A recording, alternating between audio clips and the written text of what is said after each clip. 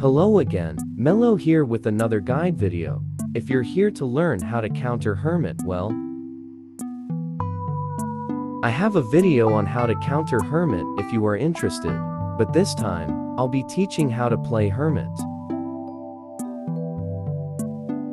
I'll put the link in the comment section. Anyway, let's begin. Personally, I like using an Insolence plus Detention build on Hermit with Teleport, and many mid and high tier Hermit players use this kind of build, but you can also go with Trump card and use Blink, though the problem with the latter arises when your first chase can kite well.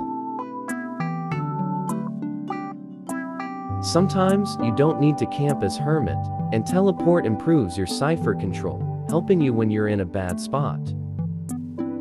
Or, if you're struggling with your first chase, you can teleport to go after a different target.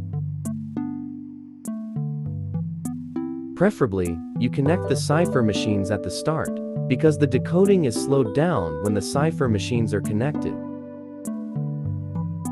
You can choose not to connect Ciphers early game so that survivors don't split the damage when you've found your first target, but do know you can get Cipher rushed if your first chase turns out to be good at kiting. Which is why you should not chase someone in a strong kiting area, especially an area with tall walls, because tall walls are Hermit's weakness. You could also disconnect the Cipher machines so that survivors can't share damage and are forced to heal if you have someone chaired. Also, if there's one Cipher remaining and there is a primed Cipher with no survivor nearby, do know survivors can take advantage of the transmission to pop the last Cipher. Why? Because Hermit's skill is similar to Prisoner's. The decoding progress is sent to both Ciphers that are being decoded and not being decoded. You can also connect the exit gates, and this is great with claustrophobia. Now, let's talk about how the polarities work. Let's give this seer bot a red polarity. Watch what happens when I throw him the blue polarity. See that? It stuns him. Let's see what happens when we throw the red polarity at him again.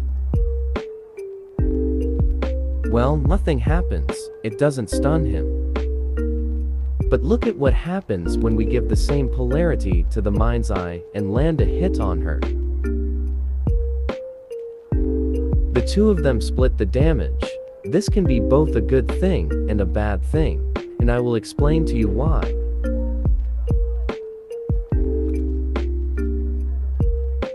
If you are going against survivors with healing capabilities like Doctor, Barmaid, and Psychologist, you will be having a rough time because it will take more than 3 hits to down them if they keep sharing damage.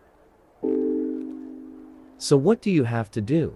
Well, your best choice of target would be the Doctor, so she can't keep sharing damage with other survivors. But if you don't find her first, it will be a difficult match, especially if your first find is a survivor with good kiting ability. It's best not to use Hermit against them, especially when there is also an Enchantress on the team, unless you're pretty confident in your abilities. If there is no healer on the team, you may think that survivors sharing damage can be good, but that is situational. At the start of the game, if your first chase is bad at kiting, you want to down them fast. Giving them charges to injure other survivors is actually helping the survivors.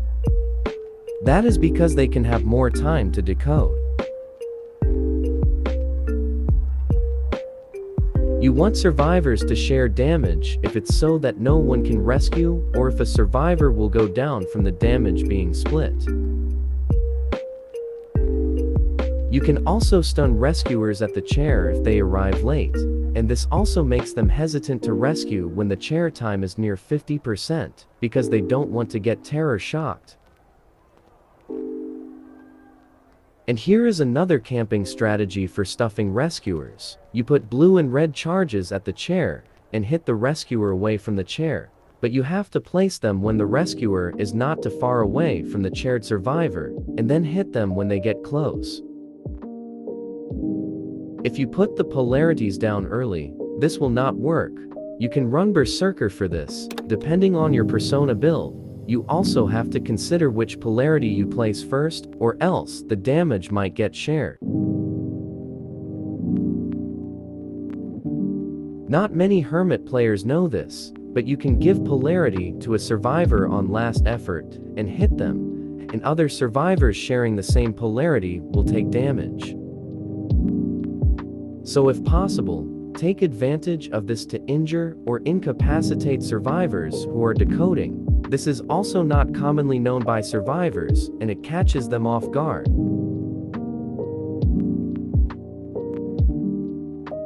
And here is another thing you can do to catch survivors off guard. Get up to a high place and use your skill, Second Dawn, to launch yourself across the map. Aim at Cipher machines that are being decoded. Survivors don't usually expect this, so you can give them a surprise attack. You can also do this to get to an exit gate.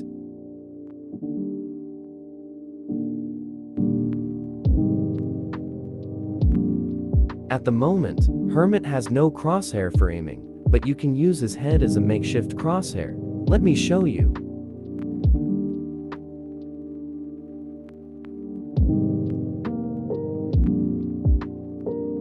And now, let's try again.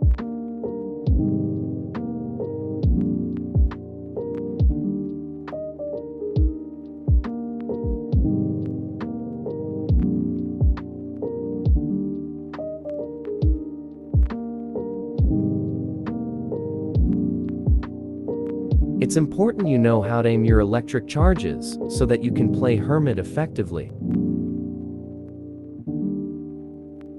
And now, I will show you. Why exactly are tall walls Hermit's weakness? Take a look at this. Your charges don't go through walls, and this is why Hermit players struggle when survivors loop them around tall walls.